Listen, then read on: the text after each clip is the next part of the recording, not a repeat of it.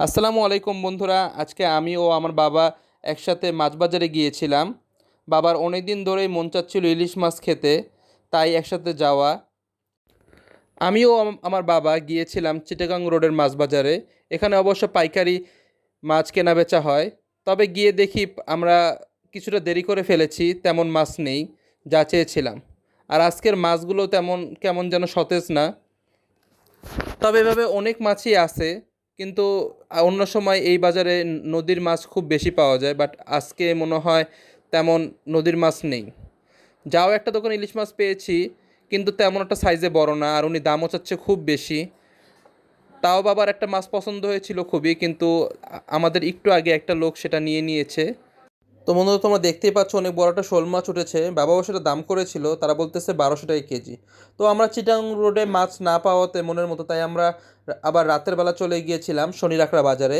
এখানে আসলে সব ধরনের মাছই পাওয়া যায় সবসময়, আমি খেয়াল করেছি যতবার এসেছি।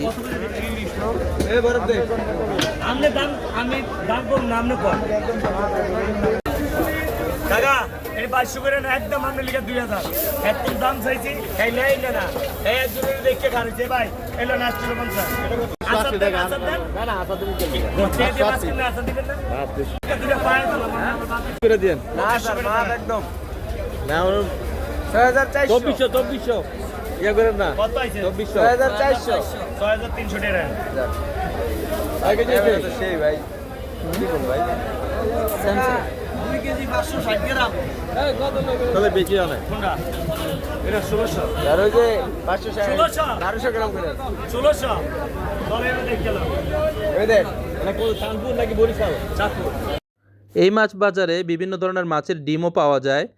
এছাড়াও এখানে বিভিন্ন ধরনের নদীর মাছ, যেরকম জাবা মাছ, রুই মাছ, বোয়াল মাছ, রিরা মাছ, চিংড়ি, গলদা চিংড়ি, কোরাল, সব ধরনের মাছই মোটামুটি এই বাজারে আসলে তোমরা পাবা। বন্ধুরা, তোমরা দেখেছোই আমার বাবা কিভাবে দামাদামি করে ইলিশ মাছ নিয়ে নিয়েছে। আমরা 2টা ইলিশ মাছ নিয়েছি। অবশেষে সারাদিন ঘুরে দুপুরে ঘুরলাম চিটাগাং রোড বাজারে, তারপর আসলাম রাতের বেলা শনিরাখড়া বাজারে। বাবা তো অনেক খুশি ইলিশ মাছ কিনে, ও মাছ দুটি আমারও অনেক পছন্দ হয়েছে, একদম পুরো দেখার মতো। বাবার আনন্দই আসলে আমার আনন্দ। বাবা আগের থেকেই ইলিশ মাছ ও চিংড়ি মাছ, এই 2টা মাছই তার খুবই পছন্দের। তো বন্ধুরা, সবাই ভালো থাকবে ও সুস্থ থাকবে। দেখা হবে পরবর্তী ভিডিওতে ইলিশ মাছের রেসিপি নিয়ে।